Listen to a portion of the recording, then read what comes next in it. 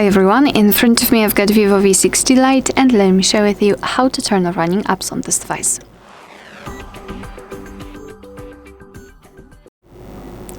So let's begin with opening the recents, and depending on what kind of navigation type you've got set, you can do it differently.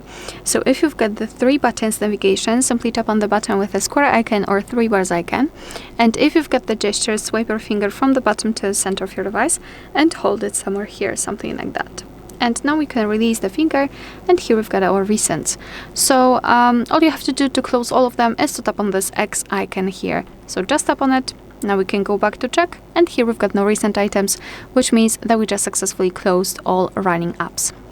Alright, so that will be all. Thank you so much for watching. Please hit the subscribe button and leave the thumbs up.